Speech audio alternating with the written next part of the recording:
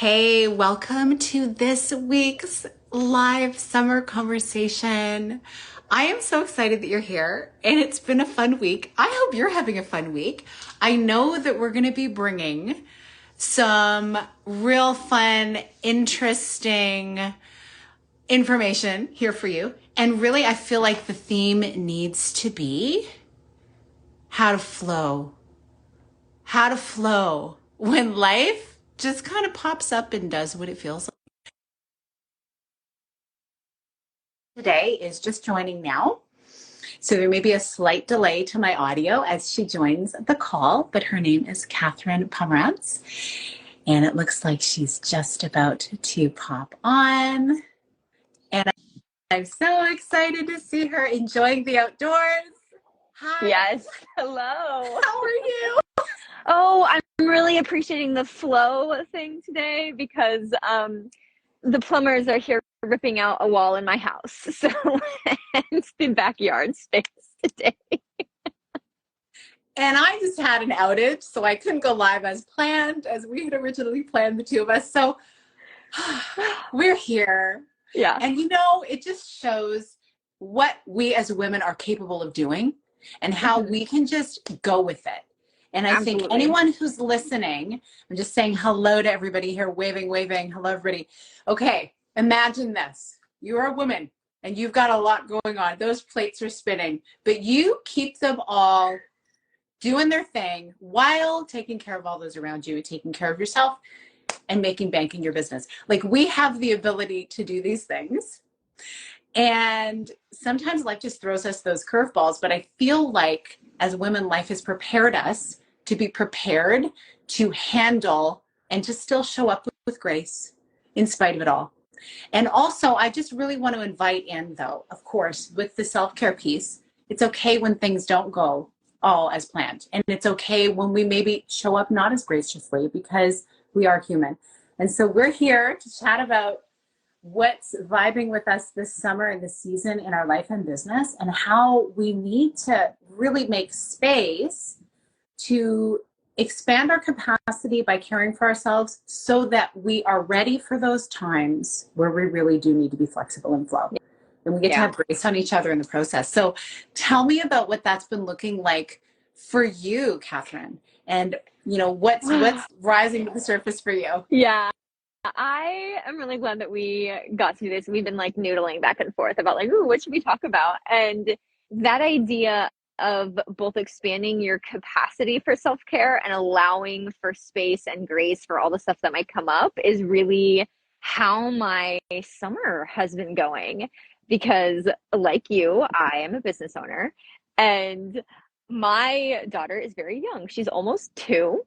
And so we've hit this new transition of okay, I kind of have been figuring out what it means to have an infant and still run my business and still have my husband work full time. And then still somehow also I have to still cook and work out and all the things. And, frankly, for the last 2 years, those things were not the same as they used to be before having kids. They just weren't. They just could not be.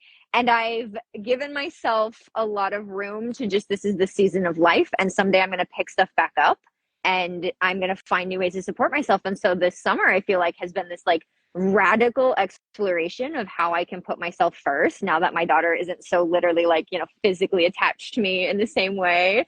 In all the ways that's both heartwarming and very heartbreaking. And my husband's just started this new job and it's okay, let's really get back at it. And today we set time aside to do this beautiful Instagram, and my whole entire bathroom got pulled apart today, which I did not know was going to happen. And I did not schedule for today. Or I just read about this in my newsletter that went out today. I planned this staycation for myself where I got to go away for a week and just make video content that I've just been sitting on because I've had a baby at home. So it's kind of hard to record videos when you have a baby in the next room, right? It's a little, not really noise, not really quiet, I should say. And I was oh my gosh, we're going to go away and do it. And our AC broke.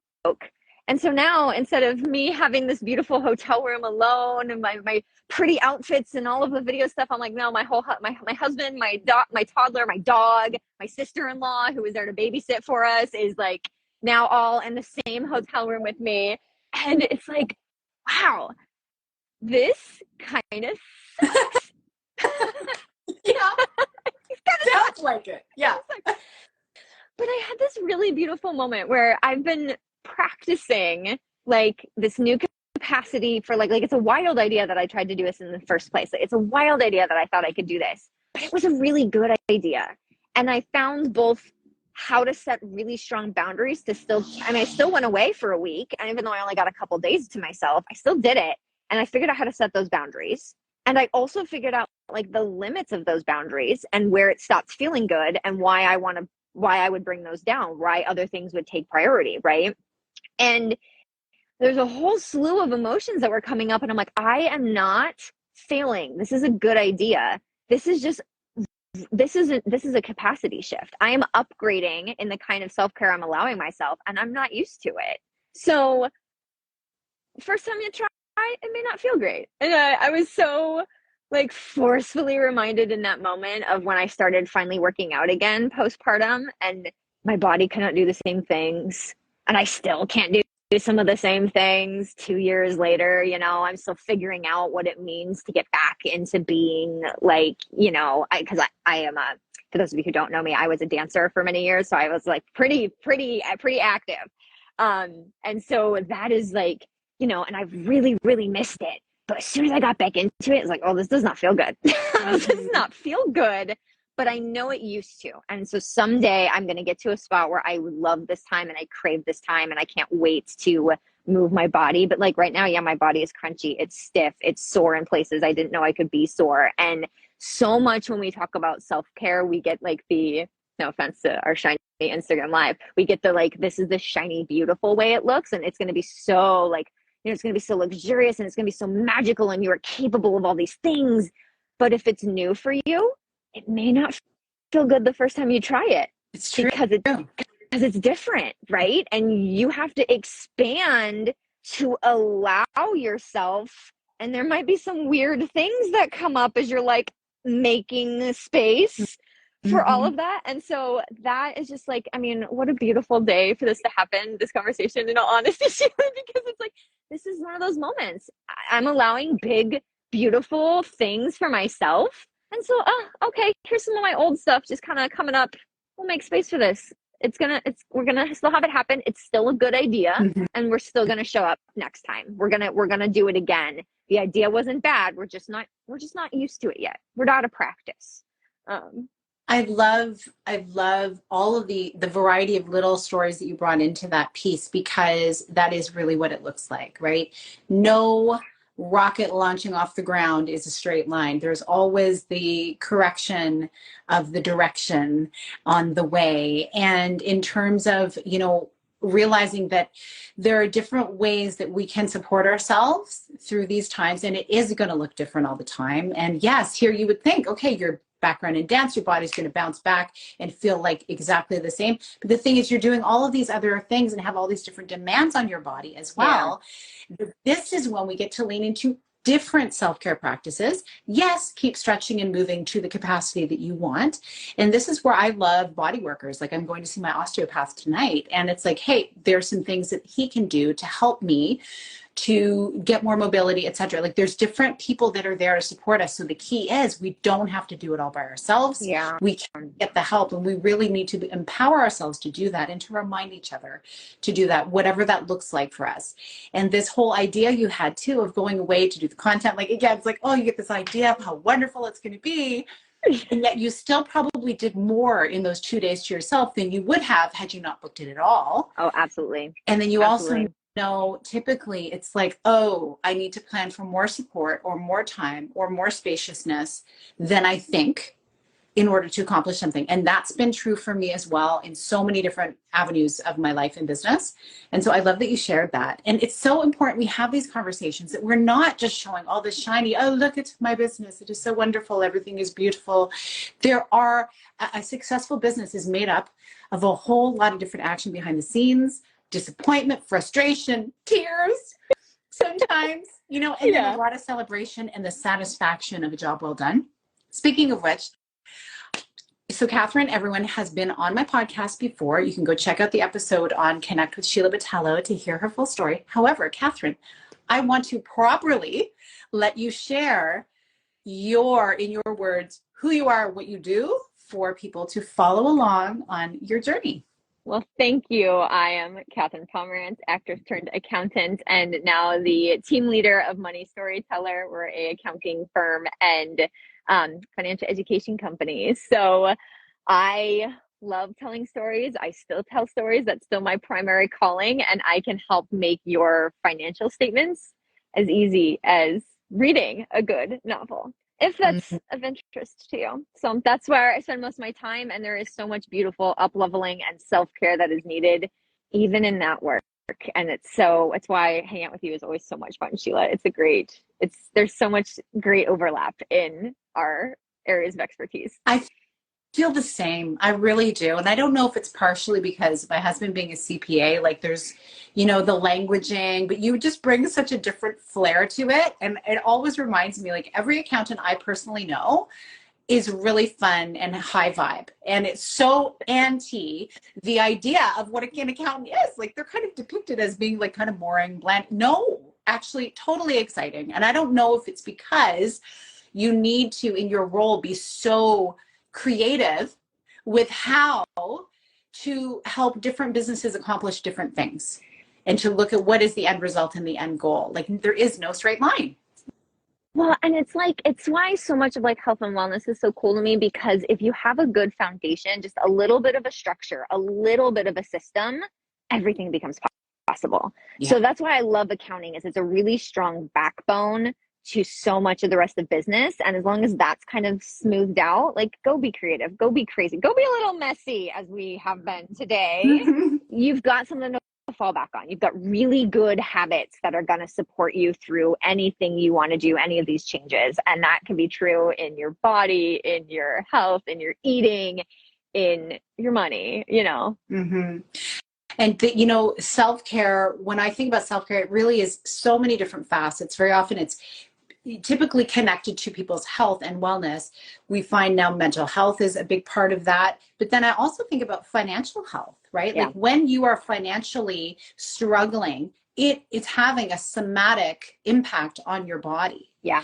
You're carrying that stress around with you, and stress is not a good thing. It really breeds a lot of challenges in many different areas of your life. And so if you can get your money dialed in, get that beautiful, loving container for your money and for your profit generation, get that in order, then everything else falls into place. And you can sleep at night a lot more soundly.